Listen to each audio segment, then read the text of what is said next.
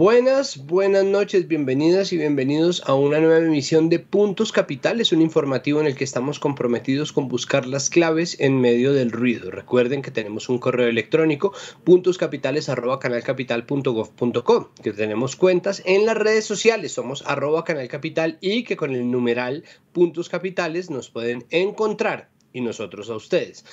Recuerden también que estamos en medio de una pandemia global que ya se está acercando a la tan mentada segunda ola, que hay muchos países que están volviendo a tener que encerrarse. Por favor, cuidémonos mucho, mantengamos las medidas básicas del cuidado y de la salud pública, lavarse uno las manos, utilizar un tapabocas bien puesto, mantener distancia con las otras personas, evitar lugares cerrados y, como bien lo dice nuestra campaña en octubre, somos ciudadanos, ejercer la ciudadanía a través de la idea del cuidado. Tenemos varios temas bien interesantes. Vamos a hablar sobre la peregrinación por la paz, una caminata que vienen haciendo desde varios territorios de reincorporación, firmantes de la paz, para pedir que se los deje de asesinar, cosa que me parece, no sé a ustedes, pero me parece perfectamente justa. Vamos a hablar también sobre el llamado que hace Amnistía Internacional a los Estados miembros de la OEA para que el COVID-19 y la pandemia no sea una excusa para que siga surgiendo el autoritarismo o resurgiendo, porque ya lo tuvimos, el eterno retorno, bla. Vamos a hablar también sobre una propuesta para hacer una nueva conversación en torno a la cocaína, una propuesta que nosotros vimos en un video de La Puya. Efectivamente hablamos con ellos y tenemos, por supuesto, invitada especialísima con la que vamos a tratar este tema. Y vamos a hablar también sobre la vacuna en el Reino Unido, específicamente la vacuna en el Reino Unido, porque allá van a hacer una prueba de desafío humano. ¿Qué quiere decir esto? Que hay gente que está firmando voluntariamente para ser infectada con COVID-19. Esto tiene ciertas implicaciones y presenta ciertos retos que a nosotros nos interesan. Empecemos entonces rápidamente con nuestro primer tema. La peregrinación que viene desde varios territorios, que se formó en el Meta después del asesinato del líder de la reincorporación, Albeiro Suárez, o Juan de Jesús Monroy, como ustedes prefieran llamarlo, viene en camino hacia Bogotá. Ya se dispusieron elementos logísticos. Tuvimos la oportunidad de hablar con Viviana Bello, nuestra periodista, precisamente sobre las medidas que se van a tomar para alojar a los y las firmantes del acuerdo de paz que vienen hacia Bogotá. Pero en medio de eso, además, había un evento de perdón en Pipiral, en la vía entre Villavicencio y Bogotá. Nuestra periodista Viviana Bello estuvo allá y nos mandó este video contándonos cómo le fue. Santiago, pues aquí en la vereda Pipiral, en Villavicencio, se cumplió este acto de perdón donde Rodrigo Granda y Pastor Alape, miembros del partido político de las FARC, pues asumieron la responsabilidad por los secuestros masivos que se presentaron en la vía al Llano y también le pidieron perdón a las víctimas. Mire, se esperaba que llegaran las delegaciones de esos firmantes de la paz que vienen caminando desde hace 8 días, sin embargo, por cuestiones de clima y han dicho de las medidas de bioseguridad, pues no pudieron llegar a este acto de perdón. Sin embargo, usted lo mencionaba, nosotros pudimos hablar con algunas de las víctimas que aceptaron ese perdón de las FARC. Muy bien, muchísimas gracias, Viviana. Viviana nos preparó además unos videos, unos testimonios de víctimas que asistieron a este acto de perdón y que contaron un poco su historia en medio de los muchos años de conflicto que han azotado en gran parte y en gran medida a los llanos orientales. Estas son parte de esas voces. Los dos testimonios completos ustedes los van a encontrar en nuestras redes sociales, en nuestro Twitter, @canalcapital, con el numeral Puntos Capitales. Veamos. Así ellos no vengan a pedirle perdón a uno, pero que no volviera a suceder esas cosas que sufrimos, que nos tocó sufrir. Solo la gente que vivimos en carne propia sabemos qué fue lo que nos tocó. Nuestra familia, traumatizarse en vuestros hijos, enfermarse. Yo para mí pienso cuando escucho, digo, hemos vivido tranquilos, pero así ellos no nos pidan perdón. Ellos tengan una conciencia y un remordimiento, en verdad, de no volver a suceder el mal que nos hicieron a mucha gente, a mucha hambre que nos tocó aguantar la gente de acá, a muchas necesidades y todavía el temor, que uno, verdad, se le llenan los ojos de agua porque no aguanta saber lo que pasó, porque... A nosotros, pues, aquí hay enfrentamientos casi cada 8 días. Porque como por la vaina del peaje que aquí tú asiste desde cuando eso, Eso aquí venían pero la guerrilla, no era los paramilitares, no, sino la guerrilla venían a atacar el peaje. En ese tiempo nosotros estamos en el 99, 97, 99, aquí hubieron muchos enfrentamientos. Ya le digo, por ahí casi cada 8 días, cada 15 días, eso aquí era diario. Uno aquí, por lo menos, uno estaba, no sabía cómo vivir, porque a cualquier momento llegaban la guerrilla a atacar el peaje. A nosotros no, ¿para qué? A la gente de acá no, pero por la vaina del peaje. Entonces nosotros subimos eso. En el 98, sí, 98. Atacaron el peaje ahí, eran las 5 de la mañana. Nosotros nos levantamos porque nosotros siempre hemos dependido del negocio aquí, desde cuando eso. Y bueno, yo me levanté y cuando ellos estaban abriendo porque la carretera por este lado no es por donde está ahorita. Cuando ellos estaban abriendo, ahorita ahí por donde está, pero ellos estaban trabajando. Bueno, yo me levanté, nos levantamos a las 5 de la mañana siempre a hacer desayuno porque nosotros trabajamos con el restaurante acá. Se levantó mi mujer, se levantó, entonces yo miré un poco de gente y dije, pero no es ejército. Venían ahí por la parte de este lado y dije, no es ejército, dije, porque ya dije, no es ejército. Le dije a la mujer, uy, pucha, se metió la guerrilla. ¡Ja! Yo que estoy diciendo así cuando yo vi el enfrentamiento en el peaje allá, porque como allá en el peaje, pero por la parte de allá, y Virgen de los Cielos se metieron, Eso nosotros quedamos fue, pero asustados. Yo le dije que eso que abrir ni que hacer desayuno ni que nada de eso, metámonos acá. Bueno, esas son voces de las víctimas, habitantes de esta zona en los llanos, en la vereda de Pipiral. Se hizo este evento de perdón, un poco porque ya se le apostó a la paz. Esto es un mapa complejo porque efectivamente los excombatientes están haciendo este tipo de eventos, se le está pidiendo perdón a las víctimas de una situación muy compleja. En los llanos también hubo paramilitarismo, además hay enfrentamientos, ya estuvimos hablando con la gente de Guayabero por la erradicación forzosa.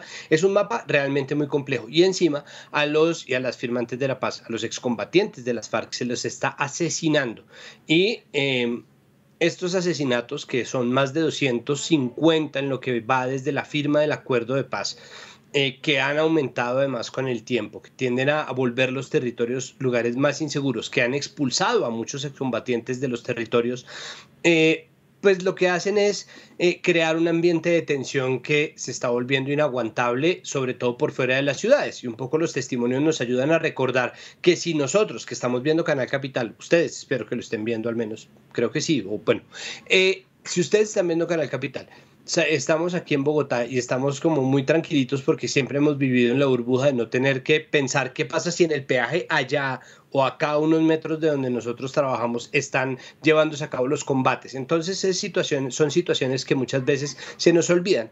Es tan complejo el mapa que la Iglesia Católica ya se ofreció para ser mediadora en un diálogo que consideran sumamente necesario. Y por eso tenemos este video de Monseñor Héctor Fabio Henao, director de la Pastoral Social.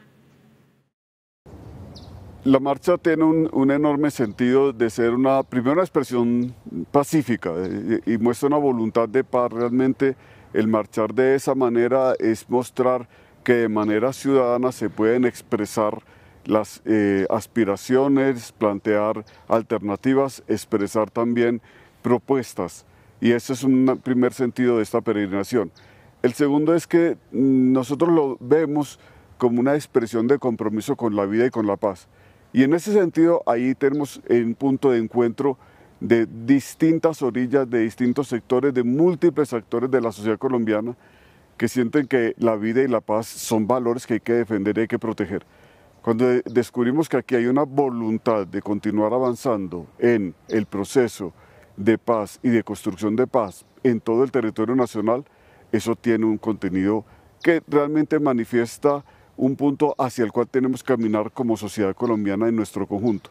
Por eso vemos muy importante esta marcha, la vemos como una expresión que Bogotá va a tener la oportunidad de encontrar con rostros, con expresiones directas de quiénes son, cómo se llaman, con nombres propios, con voces claramente identificadas, las personas que vienen a expresar su voluntad de continuar en un proceso y que quieren expresar también la necesidad de que se les brinden las garantías suficientes para que ese proceso se consolide. Entonces este es un momento importante de encuentro, de escucha, de interlocución. La marcha va a permitir espacios de diálogo, por lo tanto es un momento muy importante para tratar de unificar esfuerzos en torno a lo que es la construcción de paz en el largo plazo. Como les digo, es un mapa sumamente complejo y la voluntad de paz está ahí, al menos de parte de la gran mayoría de los sectores. Falta uno, el gobierno, y para eso esa caminata, esta peregrinación que viene hacia Bogotá, pues cobra cada vez más importancia y esperamos que el recibimiento pues sea como es debido. Para tratar de hablar un poco más y lo que va a pasar con esta peregrinación, se encuentra con nosotros una invitada muy especial. Ella es Victoria Sandino, senadora del partido FARC y firmante de los acuerdos de paz. Senadora Sandino, bienvenida a Puntos Capitales, buenas noches. Santiago, buenas noches y también a toda la audiencia de Puntos Capitales. Pues aquí, efectivamente, como usted lo menciona, nuestra gente ha salido de los distintos territorios, de los distintos puntos cardinales hacia Bogotá, hacia la capital, pues en este esfuerzo por visibilizar primero lo que ha sido para nuestra gente los ataques, la inseguridad en el territorio y las amenazas y, por supuesto, la muerte. ¿Cuál es el itinerario en cuanto lleguen a Bogotá? ¿Tienen algún tipo de agenda? ¿Ya les ha respondido algo el gobierno? ¿Se va a sentar a hablar con ustedes? Bueno, lamentablemente con el gobierno no hay una respuesta directa de que se reúna con nuestra gente, pero estamos haciendo las gestiones. Entiendan ustedes que este gobierno ha estado ausente en temas de cumplimiento del acuerdo de paz, también con nosotros, empezando por la garantía de nuestras vidas. Y en ese sentido tenemos la solicitud. Recuerden que no atendió tampoco a la Minga, que estuvo aquí hace pocos días. Nuestra gente viene de distintos lugares. Viene, por ejemplo, hoy salieron de Tierra Grata, se han unido otras regiones de la costa Caribe, de Córdoba, de Magdalena. Viene ya varios días la gente de Oriente, le llamamos nosotros, que es del Guaviare, del Meta. Repito, ya llevan varios días que están marchando. Desde el sur y el occidente, pues salieron también para llegar. Viene gente del Caquetá, del Putumayo, de Nariño, del Cauca, del Valle. Se van a unir con la gente del Huila y de allí con la gente del Tolima y, por supuesto, para llegar a Bogotá. Los de Antioquia se encuentran en este momento en Marinilla, Antioquia, y por el lado del oriente y occidente, pues han salido también muchas delegaciones que se van a encontrar en Guaduas para llegar de los Santanderes, de Magdalena Medio, también se encontrarían con los de la costa. La jornada que vamos a realizar aquí en Bogotá, pues nuestra gente está llegando desde el sábado. La mayoría de las delegaciones llegan el sábado y se va a realizar dos grandes concentraciones, ¿no? Por ejemplo, del suroccidente, sur y centro van a llegar para empezar desde las Américas por la calle 13, de allí a la carrera séptima y por supuesto a la Plaza de Bolívar.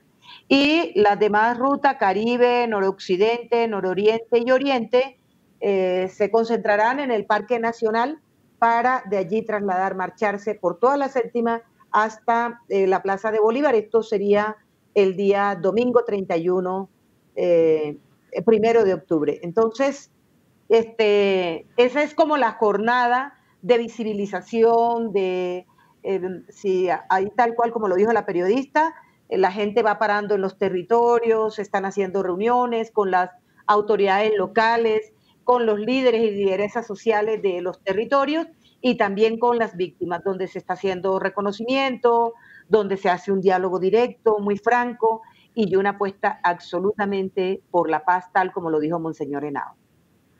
¿Cuál sería la propuesta? Es decir, yo sé que, perdóneme, yo sé que la exigencia es sencilla y debería ser casi que obvia, como que no maten más gente, ¿no? Creo que en eso estamos, pero ¿existe un plan concreto? ¿Existe alguna petición, algún tipo de, o está, por ejemplo, digamos, en el texto de los acuerdos, algún mecanismo que pueda proveer de esa seguridad para quienes firmaron el acuerdo? Por supuesto, de hecho, lo que más exigimos es eso, ¿no? Que el acuerdo de paz se cumpla, empezando por el punto 3.4, que tiene relación precisamente con las medidas de seguridad que hay que establecer. Aquí hay muchos hechos que no han puesto en marcha. Mira, si bien se creó en la Fiscalía la comisión especializada para desmantelamiento de los grupos sucesores del paramilitarismo, pues eso no ha funcionado, no ha dado resultado. Está la comisión en la Fiscalía, pero no hay un resultado concreto frente a los hechos que están ocurriendo. Y aquí la mayor exigencia al gobierno es que pues dejen primero de estigmatizar a nuestra gente que está realizada fundamentalmente por el partido de gobierno en los territorios. Y en esa medida también que se promuevan estos acuerdos, pactos políticos que hemos dicho a nivel nacional para que saquen las armas de la política, del ejercicio político. Nosotros estamos comprometidos en este trabajo, que se creen mecanismos concretos. No puede ser, miren, los distintos ministros de defensa de Botero diciendo que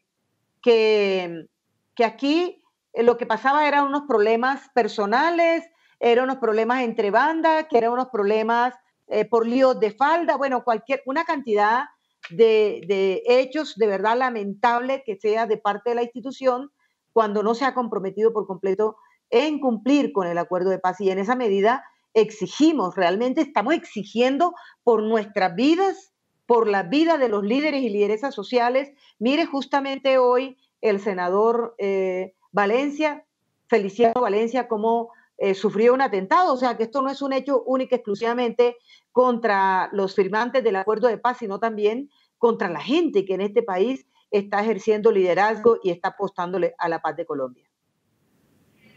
Pues, senadora, espero que consigan un diálogo franco y ojalá abierto con el gobierno. Creo que es lo único que falta, porque en general la ciudad se ha mostrado dispuesta, la iglesia se ha mostrado dispuesta, los liderazgos se han mostrado dispuestos. Entonces creo que pedir simplemente que se propicie ese ambiente. Le agradezco muchísimo que haya aceptado esta invitación y pues nosotros vamos a estar muy pendientes de cómo se vaya desarrollando la agenda. Espero volver a hablar de este tema la próxima semana. Si usted nos acompaña, ya cuadraremos, sería buenísimo.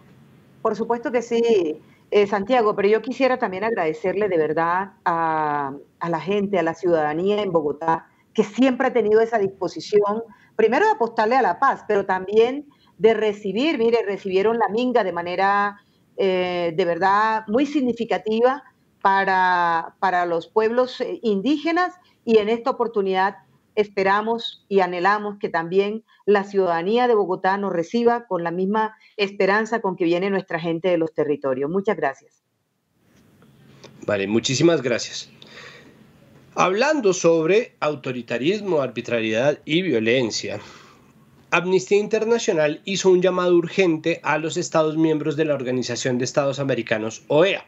Se trata de un llamado para que se garantice los derechos humanos, es decir, para que se respeten los derechos humanos de las personas, porque en la pandemia, muestra también este llamado de Amnistía Internacional, ha crecido el autoritarismo y se ha respondido con represión a una población que no solamente se encuentra vulnerable y desesperada, que hace reclamos justos y que tiene derecho a la protesta, o al menos debería, sino que además se incrementa la sevicia con la cual se está tratando el asunto de la pandemia, la vulnerabilidad de las personas. Y bueno, para tratar de hacer algo de claridad sobre este llamado que nos parece muy importante, se encuentra con nosotros la coordinadora de incidencia para las Américas de Amnistía Internacional, Belisa Guerrero Rivas. Belisa, bienvenida a Puntos Capitales, buenas noches.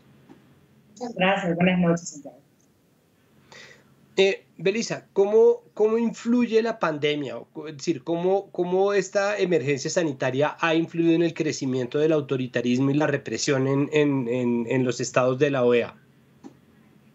Mira, lo que vimos desde Amnistía Internacional es que algunos estados de las Américas decidieron usar medidas represivas como respuesta a la pandemia. Y aquí particularmente quisiera resaltar que en algunos países como El Salvador, como Venezuela, como Paraguay, se llevaron a cabo detenciones de personas en centros de confinamiento. En estos centros de confinamiento, en muchos de los casos, no se les garantizó acceso a alimentación, tampoco se les garantizaron medidas sanitarias que permitieran contener la pandemia. Y de igual forma, la información con la que cuenta Amnistía Internacional también da cuenta que no tenían certeza de en qué momento y hasta qué momento iba a durar su detención. Entonces, todos estos indicios nos hacen pensar que podríamos estar no solo teniendo medidas represivas, sino también detenciones que podrían considerarse como arbitrarias. Y dentro de esas detenciones arbitrarias, además, termina siendo un factor el contagio, porque en los sitios de reclusión tiende a cundir además el contagio por la pandemia del COVID-19, si la situación en las cárceles, al menos aquí en Colombia, ha sido preocupante y no se habla tampoco de eso. Entonces, cuando la gente se la recluye también un poco, se la desaparece y se la somete a condiciones que en términos de salud pública son peligrosas. Tal cual, o sea, de la información que nosotros tenemos es que precisamente las medidas que se tomaron en estos centros de confinamiento no cumplían con los estándares mínimos para garantizar que no se propiciaran los contagios. Entonces, estamos hablando no solo que la detención per se podría haber sido arbitraria, sino que se les estaría violando inclusive su derecho a la salud. Entonces, vemos cómo esta doble dimensión puede ser muy importante. ¿Y por qué Amnistía viene a hablar sobre esta situación ahora? Si bien es cierto, la mayoría de los centros de confinamiento se han reducido significativamente en estos países, lo cierto es que la pandemia no ha pasado. Y cuando nosotros hicimos esta carta abierta a los Estados miembros de la Organización de Estados Americanos, lo que estábamos buscando es que en la medida que la pandemia continúe, estas medidas represivas no se vuelvan a utilizar, sino que se garanticen los derechos humanos de todas y todas las personas. Belisa, por último, ¿qué respuesta esperan ustedes por parte de los distintos estados de la OEA? Me refiero a que existe una polarización al interior de los estados y sobre todo con respecto a la OEA, al papel que cumple, a si existe o no un sesgo político, y entonces cada vez que se hace un llamado al respeto de los derechos humanos, países que tienen gobiernos de izquierda tanto como de derecha han apelado al famoso término de la soberanía, es que no respetan la soberanía, es que se están metiendo en nuestros asuntos. Entonces, ¿qué se puede esperar? ¿Cuál sería el efecto deseado de este llamado que hace Amnistía Internacional para el respeto por los derechos humanos? Mira, lo cierto es que luego de haber pasado a la Asamblea General este 20 y 21 de octubre, lamentamos que la Organización de Estados Americanos no haya tenido este llamado. No obstante, desde Amnistía Internacional seguiremos haciendo presión para que este llamado sea parte de la agenda de derechos humanos de la organización. La Organización de Estados Americanos se conforma de 4 pilares. Uno de ellos es el respeto y la garantía de los derechos humanos. No se puede estar en un organismo multirregional como es la Organización de Estados Americanos y olvidarse de uno de sus pilares en un contexto como el de pandemia. La organización, más allá que es una organización política, los une a un fin que es poder garantizar los derechos humanos. Perfecto, pues Belisa, le agradezco muchísimo que haya aceptado nuestra invitación. Ustedes saben que tienen una puerta abierta en este programa y por supuesto esta situación de derechos humanos nos preocupa porque es una enfermedad que crece y se esparce casi que más rápido que la COVID-19. Entonces, pues muchísimas gracias. Muchísimas gracias a ustedes. Perfecto, nosotros nos vamos a una pausa y al regreso tenemos 2 temas bien interesantes. Un cambio o la propuesta de un cambio en la conversación acerca de la cocaína y la vacuna en el Reino Unido para la cual se está infectando a gente que voluntariamente ha accedido a contagiarse de COVID-19.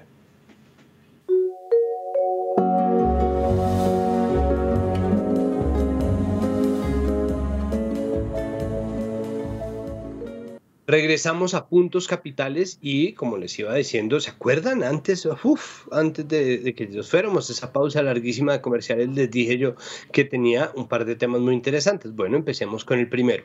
Una propuesta para cambiar la conversación que estamos estableciendo en torno al problema de la cocaína, que es un problema también gracias o por culpa de la conversación que estamos, mejor dicho, vean este video que apareció apenas algunas semanas. Deberíamos legalizar la cocaína. No, esperen, no se asusten. En realidad venimos a hablarles de regular la cocaína. Y no somos narcotraficantes, aunque la silla lo parezca. No venimos a decirles que es una solución mágica. Ni rápida, ni fácil. Tampoco somos ingenuos sobre el poder que tienen los carteles de la droga. Sabemos que el narcotráfico ha matado gente y va a seguir matando gente. Y no venimos aquí a decirles a todos que salgan a consumir cocaína porque sabemos que hace daño. Pero después de hablar con expertas, de leer estudios y de ver la historia de la prohibición de la coca y la cocaína, nos dimos cuenta de que es momento de cambiar la conversación. Y dejar de creer que la prohibición es la única forma de enfrentar la guerra contra las drogas. Vengan y les contamos cómo sería y qué retos hay. ¿Cómo sería? Viajemos al pasado. Muy bien.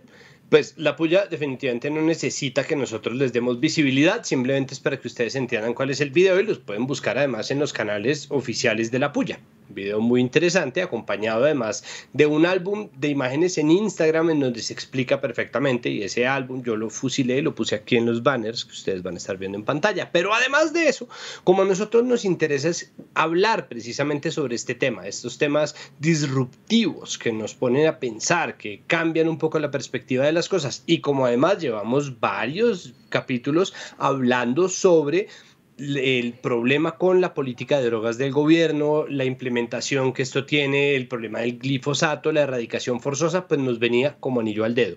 Y como anillo al dedo nos viene también nuestra invitada especialísima, precisamente María Paulina Baena, periodista del Espectador y parte de la puya. María Paulina, bienvenida a Puntos Capitales, muchísimas gracias por aceptar esta invitación.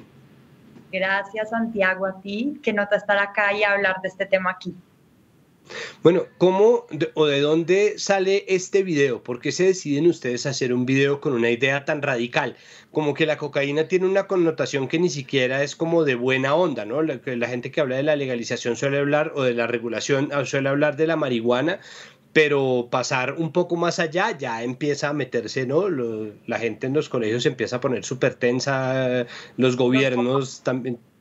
Las mamás se ponen además nerviosísimas. Entonces, ¿por qué deciden ustedes sacar este video? Bueno, pues nosotros teníamos desde hace rato la obsesión, el interés de hacer un programa largo de drogas. De hecho, queríamos hacer un especial sobre drogas en Colombia y en América Latina. Y teníamos como en la cabeza ese interés de un poco escapero también de legalicemos todo, ¿sí? Un poco como quitémonos ya esa venda de la censura y de la morronguería y demos este debate desde la información, desde la investigación, y también toquemos un poco el nervio, ¿no? Como que vayamos un poco más allá, seamos atrevidos con el planteamiento. Y pues empezamos a preguntarnos por la legalización de la cocaína a propósito pues del proyecto de ley que estaba pasando en el Congreso. Pero digamos que ese no fue solo la coyuntura, sino que queríamos hacer hace rato un programa de legalización de las drogas en general. Y así fue, o sea, decidimos hacerlo, empezamos a investigarlo, nos demoramos por ahí, no sé, un mes hablando con todos los investigadores, leyendo todos los estudios, expertas, bueno, y llegamos a esta conclusión de no es legalizar, sino es regular, ¿no? Porque ahí hay una diferencia como conceptual. Dentro de la regulación, ¿cuáles serían las medidas específicas? O sea, ¿qué diferencia tendría legalizar a regular? ¿Quiénes se harían responsables o qué conlleva el cambio de legalización simplemente a regulación? Sí, la legalización es el libre mercado, ¿no? Es liberalizar por completo el mercado. Entonces, uno piensa, y por eso los papás y las mamás se escandalizan cuando decimos que legalicemos la cocaína, porque la legalización sí es un poco como cuando lo decimos en el video, se podía fumar en los aviones, ¿no? Es cero reglas, cero control. La regulación, en cambio, es partir de la base de que las drogas son dañinas, de que la cocaína es dañina y por eso debe tener unas normas para su consumo. ¿Sí? Pero entonces la regulación está como en un intermedio entre la prohibición y la legalización. Y la liberalización de las drogas es, pues usted no va a encontrar, la regulación no es que usted va a encontrar la droga en la lonchera de sus hijos, en el mercadito de la esquina, en el de uno, el justo, o sea, no es eso. sino que hay unas pautas muy claras de dónde se puede consumir, en qué momento, para mayores de edad, obviamente. Entonces esta falsa idea de que los niños pues ahora van a terminar en las calles por culpa de la regulación pues es falsa, de que además va a haber unos lugares donde se puedan hacer los cultivos, de que esto además va a impactar positivamente el medio ambiente porque no se va a extender esa frontera agrícola, además al consumidor, a la cocaína es la sustancia más adulterada en el mundo, precisamente por lo famosa que es. Entonces pues usted no se va a meter también cualquier porquería a su cuerpo si se regula. Usted no va a tener que ir a un callejón oscuro para conseguir esto, sino que eso va a tener unos procesos y unas normas muy claras. Entonces como que es un poco ponerle un instructivo a la compra y venta de la cocaína.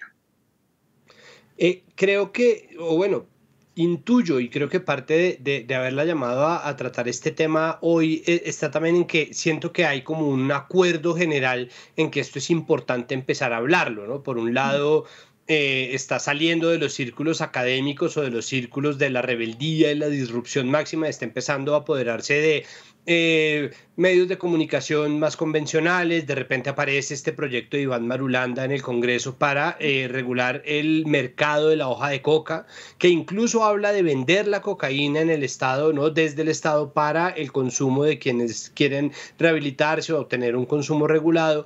Después de eso aparece el video, una entrevista en donde Juan Manuel Santos acepta haber consumido cocaína alguna vez, ¿no? En un país, ojo, en un país en donde en el 2010 la gente se escandalizó porque descubrieron que Mocus no era católico, ¿no? O sea, el paso de 10 años ha sido gigantesco, pero ¿quién más está dando esta conversación? ¿Será que hay impulso suficiente para que los tomadores de decisiones se le metan a tratar este problema y al menos a considerar la regulación de la cocaína? Yo, la verdad, no veo mucho ambiente para que se genere una conversación de estas. De hecho, nosotros teníamos mucho miedo antes de lanzar la puya porque sabíamos que los comentarios no iban a ser favorables, ¿sí? Y de hecho, muchos de los comentarios que recibimos por hacer la puya fue que ahora resultaba que nosotros estábamos defendiendo a los narcotraficantes, ¿sí? Pues esto digamos que pasa siempre que se lanza una puya, que no se la ven, pero yo sentía que esta conversación se estaba dando en nichos muy particulares de investigadores, de organizaciones obviamente que promueven y que están como al tanto de esta conversación. Ahora un poco en el Congreso con el proyecto de Iván Marulanda, pero la verdad yo siento que nos vamos a morir y no va a pasar nada con este tema, ¿sí? O sea, este es un proceso muy demorado, este proyecto de ley no le veo tampoco mucho futuro.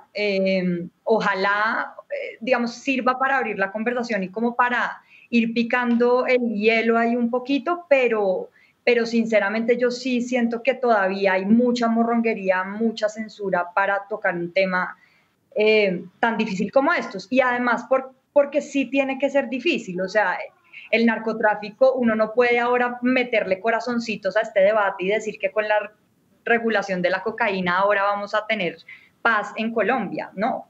Y hay que cogerlo con pinzas, por supuesto, pero sí creo que es un buen punto de partida, pues tener la información a la mano, los datos a la mano, los casos también para empezar a ver por dónde nos metemos, porque además el mundo sí va por el camino de la regulación de las drogas y no solo del cannabis, ¿no? Claro, además porque cada vez, y de verdad, en este programa hemos tenido ese tema de forma recurrente y esto ha aparecido en muchos más espacios, pero además ya el video que ustedes hacen creo que ya es factible o es posible decir sin tener que utilizar eufemismos que la guerra contra las drogas fracasó. Es la guerra como la conocemos, ¿no? Sí, absolutamente. Y yo creo que es que las cifras están, los casos están, o sea, de verdad es el papá de los fracasos y todavía seguimos insistiendo en criminalizar al consumidor, en incautar toda la droga que exista. en rociar glifosato con todos los problemas que eso tiene, cuando en la Unión Europea, por ejemplo, está prohibido y acá seguimos insistiendo en esto. Entonces, yo creo que la evidencia está. Lo que pasa es que sí siento que hay un nerviosismo y una incapacidad para entender el debate desde la investigación, desde los datos mismos, ¿sí? Incluso la cantidad de plata que se pierde. O sea, es absurdo. Entonces, sí creo que esta prohibición nos ha mostrado que ese no es el camino, y aún así seguimos insistiendo en esa lógica ridícula, ¿no? Como qué conmovedor entusiasmo para insistir en lo inútil, de verdad. Bueno, claro que nosotros somos tan expertos en insistir en lo inútil, María Paulina, que yo no entiendo cómo no está en la Constitución, pero bueno, le agradezco muchísimo que haya aceptado esta invitación. Muchísimas gracias por traernos algo más de vistas. Por supuesto, nosotros promocionamos este programa diciendo que usted iba a estar, y eso nos trajo una buena cantidad de visibilizaciones y algunos trolls. Muchísimas gracias, muchas gracias, y muchas gracias además por plantear esta conversación. Creemos que es sumamente importante.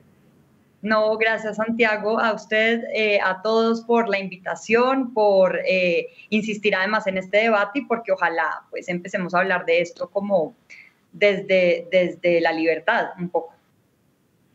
Ojalá que sí. Bueno, nosotros tenemos todavía un tema muy interesante, el tema de las vacunas contra la COVID-19. Pero vamos a hablar de una vacuna en especial. Resulta que en el Reino Unido van a realizar a partir de enero del próximo año una serie de pruebas de desafío humano. ¿Qué quiere decir esto? Que se abre la puerta para que gente se presente como voluntaria y se deje infectar con la COVID-19. Esto se ha hecho antes. ¿Cuál es la diferencia? Que no hay cura para la COVID-19. No hay cura para esta enfermedad. De hecho, apenas si existe algún tratamiento, ¿no? Todos los medicamentos, y eso ya lo hemos hablado en este programa, que se han planteado como una posible salida, que se han planteado como un posible paliativo, ha resultado que no tienen evidencia suficiente, que no se han alcanzado a realizar las pruebas médicas. El virus básicamente nos cogió con los pantalones abajo, no hay nada que hacer. Entonces estamos un poco con una carrera contra el tiempo, y el hecho de que haya gente que sin saber qué le va a pasar acceda a firmar un papel dejándose infectar, pues plantea ciertos dilemas que a nosotros nos parecen muy interesantes, porque sí, la gente quiere, pero no porque la gente quiera tal o cual cosa se le debe dar gusto en absolutamente todo, o bueno, gusto entre comillas. Para tratar de elucubrar sobre estos problemas que pues me superan a mí por mucho y a mi capacidad de elucubración, se encuentra con nosotros el doctor John González, MD, PhD, inmunólogo, profesor de la Universidad de los Andes. Doctor González, qué gusto verlo una vez más. Bienvenido a Puntos Capitales.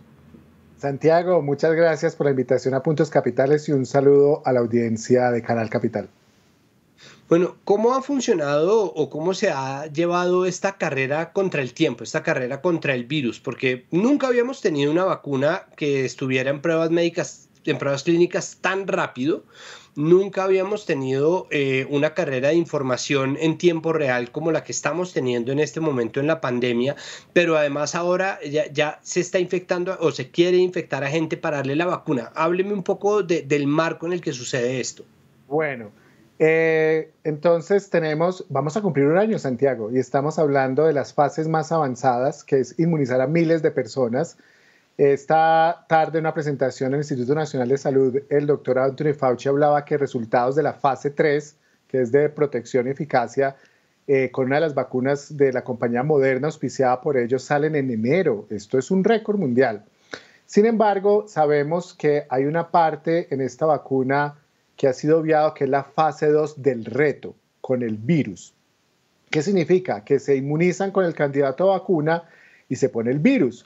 Y una de las razones las dio usted, Santiago, que no hay cura, pero hay 3 razones fundamentales. 1, se debe aislar un virus que no sea tan agresivo. Nosotros lo llamamos una cepa que se cultiva en el laboratorio y que sabe que no va a ser tan agresivo. Número 2, si usted se pone el virus, usted no sabe cuál va a ser el desenlace de su enfermedad. Yo le digo a la gente que yo le tengo temor al coronavirus, a SARS-CoV-2, porque va a descubrir algo que yo no sé qué tenía genéticamente, que no me ha descubierto naturalmente otra infección. Y tercero, no podemos cortar el ciclo de enfermedad. Yo le preguntaría, Santiago, ¿usted sería voluntario para un reto como esos? Yo creo que no, doctor. Yo realmente la lotería, la incertidumbre, creo que francamente no, porque es que además no ha habido un solo patrón, ¿no? Existe un patrón hacia lo negativo, es decir, si uno tiene alguna condición preexistente que uno ya sabía, pues uno sabe que no se puede arriesgar, pero hay mucha gente que teniendo una condición de salud aparentemente perfecta, de repente descubre que no era así tanto y se desata algo. No, yo creo que no. Exactamente, entonces ahí se pondría el virus. Eso se hace con otros virus, por ejemplo, en vacuna de influenza se han aislado cepas que son menos graves, que producen enfermedad menos grave y se ponen y se han dosificado, obviamente bajo un control. Y esto tiene que ser aprobado por un comité de ética. O sea, simplemente que yo sea voluntario no significa que el proceso se va a hacer. Y esto es muy difícil que pueda pasar por un comité de ética o alguien que revise ese tipo de estudios. Le voy a comentar algo adicional. Estudios publicados recientemente donde participaron grupos colombianos de la Universidad de Antioquia demostraron que había una respuesta autoinmune en personas que se complicaban por COVID-19, que tenían respuesta de anticuerpos que bloqueaba la respuesta buena contra el virus, bloqueaba el interferón. Además, que había una predisposición genética que no sabíamos que alteraba la vía de respuesta al virus. Y cuando yo hablo que no quiero que me descubra algo que no me ha descubierto otro virus, hablo de temas similares como esto. O sea, además de ser mayor de 65, hombre y tener otras enfermedades, pues se han descubierto otras cosas recientemente. Entonces, yo creo que es muy difícil que un tipo de ensayos de ese tipo se pueda hacer, sabiendo que hoy en día estamos en la fase más avanzada 3, que es inmunizar 10, 20 mil, 30 mil personas y ver cómo se comportan ante el virus natural. Obviamente puede haber voluntarios, pero no significa que se va a hacer el estudio. ¿Cuáles son las consideraciones, doctor? Es decir, entra este comité de ética, ¿cómo chocan o cómo colisionan la necesidad de hacer estas pruebas o el beneficio que pueda suponer hacer una prueba de este estilo versus pues, el juramento médico? Es decir, el juramento de cuidar al paciente, el juramento de garantizar ante todo la vida y el bienestar del paciente. Eso, sobre esas consideraciones, ¿cuál sería el debate? Bueno, hay unas normas y hay unas legislaciones con respecto a los experimentos en humanos. Los experimentos en humanos van desde sin riesgo, así se llama desde el punto de vista ético, deben ir a un comité de ética, por ejemplo, hacer una entrevista o llenar un cuestionario sobre una enfermedad. Van desde sigue el riesgo mínimo, en el cual usted le toma una muestra de sangre, por ejemplo, y después ya sigue aumentando el riesgo donde hay una intervención y esos son el tipo de pruebas clínicas que se hacen en los hospitales y es ahí donde entran a ese nivel entre riesgo más que moderado las pruebas de vacunas. Entonces eso entra a un comité, el comité toma una decisión de acuerdo al riesgo y a la legislación. Yo te voy a decir, por ejemplo, que en el caso de pruebas de vacuna del virus de la influenza que se hace con un spray nasal, se vacuna y como el virus entra por la nariz, la lista de personas que no deben entrar es inmensamente larga. O sea, hay muchos no, que se llama para nosotros criterios de exclusión. O sea, que no todo el mundo puede entrar. Había que hacer una gran cantidad de exámenes, de validaciones para que las personas no entren a este tipo de pruebas y creo que algo muy similar pasaría en un caso de SARS-CoV-2 que yo lo veo muy lejano. ¿Sería posible, por último, doctor, que la segunda ola, que ahorita le está cayendo a Europa durísimo, que le está cayendo al Reino Unido, además durísimo, ya en un momento era solamente el norte, ahora el sur también está viéndose, ¿no?, con la necesidad de hacer toques de queda, confinamientos estrictos otra vez? ¿Será que esa situación aceleraría que se hicieran estas pruebas, que dijeran como no, esto definitivamente se necesita, traigan a los voluntarios o la ética médica no considera el contexto? No permiten el contexto. La ética, hoy casos graves, ¿no? Checoslovaquia en este momento está viviendo lo que vivió Italia en enero y febrero, Polonia, casos muy graves, acaban de tomar nuevas medidas en Francia, van a cerrar un mes de nuevo. Pero hay una cosa muy rescatable con respecto a la segunda ola. Hay muchos casos, pero la mortalidad no es tan alta como en la primera ola. Pero eso no es una influencia para que se acelere o se pasen protocolos de seguridad, porque lo que se busca en este tipo de estudios de protección, seguridad, inmunogenicidad de la vacuna es proteger a las personas que no sufran daño, y es un principio de la medicina en general no hacer daño. Perfecto, pues doctor, le agradezco mucho que haya aceptado esta invitación. Es un tema sumamente interesante y pues como yo bien lo dije al principio, nos superaba por mucho en nuestra capacidad de análisis, de manera que doblemente gracias. Vale, muchas gracias y un saludo a todos. Bueno, muy bien. Nosotros llegamos al final de nuestros temas aquí en Puntos Capitales, pero no se ha acabado el programa. No. Nos queda un breve recuento noticioso.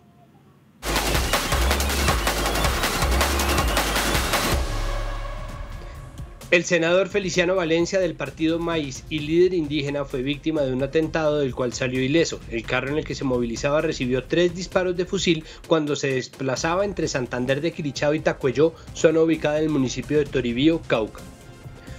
Esta mañana, un grupo de conductores de transporte intermunicipal protestaron en la calle 13 con carrera 136 porque se ven afectados con la instalación de bicicarriles en este corredor vial.